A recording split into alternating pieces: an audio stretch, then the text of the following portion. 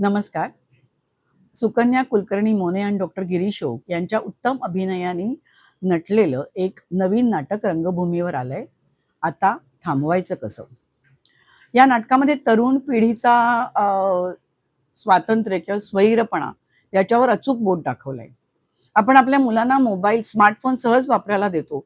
परंतु एखाद्या वेळेस त्या फोनच्या अनिष्ट परिणामाने कुटुंब कसं उद्ध्वस्त होऊ शकतं आणि त्यातून बाहेर पडायला पुन्हा कुटुंबच कसं एकत्र येतं.